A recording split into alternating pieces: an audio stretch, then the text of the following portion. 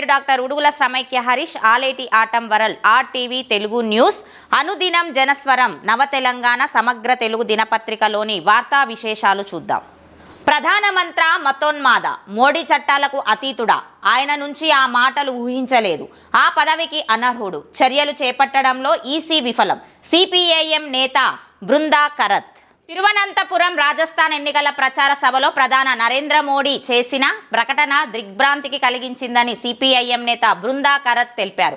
మోడీ వ్యాఖ్యల విషయంలో ఎలాంటి చర్యలు చేపట్టాలని ఎన్నికల కమిషన్ విశ్వసనీయతను ఆమె ప్రశ్నించారు. మతపరమైన శత్రుత్వాన్ని ప్రేరేపించటం, విద్వేష ప్రసంగం చేయటం వంటి చర్యలకు భారతీయ చట్టాలు వ్యతిరేకమని అంటూ మోడీ మాటలు ఆ చట్టాలను ఉల్లంఘించేలా ఉన్నాయని చెప్పారు. అయినప్పటికీ తగిన చర్యలు తీసుకోవటంలో ఎన్నికల కమిషన్ విఫలమైందని విమర్శించారు.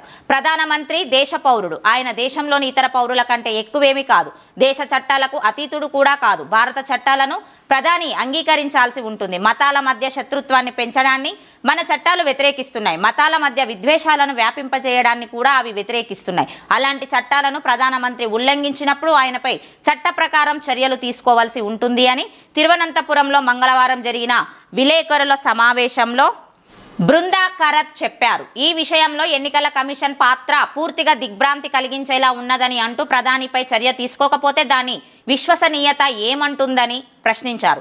భారత్ వంటి లౌకిక దేశానికి నాయకుడైన ప్రధాని అలా ప్రసంగించటం ఊహించలేదని వ్యాఖ్యానించారు. ప్రధాని నుంచి వచ్చింది దిగ్భ్రాంతికరమైన ప్రకటనే. భారత్ వంటి లౌకిక దేశానికి నాయకత్వం వహిస్తున్న ప్రధానమంత్రి నుంచి అలాంటి మాటలు రావటం అనూహ్యం. నిర్మోహమాటంగా చెప్పాలంటే ఆయన ఓ మతోన్మాదిలా మాట్లాడారు. ఆయన భారత ప్రధాని పదవికి అనర్హుడు. ఈ ఎన్నికలలో అలాంటి భాషను ఉపయోగించడం విద్వేష ప్రసంగమే అవుతుందని బృందా కరత్ చెప్పారు. మోడీ ఓ మతాన్ని లక్ష్యంగా చేసుకున్నారా అని, ఎన్నికల సీజన్లో ఓట్లను సమీకరించేందుకు విద్వేష ప్రసంగం చేస్తున్నారని ఆరోపించారు. విద్వేష ప్రసంగం, మత హింసకు సంబంధించిన ఐపీసీ సెక్షన్లను ఉదహరిస్తూ ప్రధాని మోడీపై పోలీసులకు ఫిర్యాదు చేశానని బృందా కరత్ చెప్పారు. అయితే తన ఫిర్యాదును స్వీకరించేందుకు స్థానిక పోలీస్ స్టేషన్లలో నిరాకరించారని, దాంతో దానిని నేరుగా ఢిల్లీ పోలీస్ కమిషనర్కు పంపాల్సి వచ్చిందని ఆమె చెప్పారు.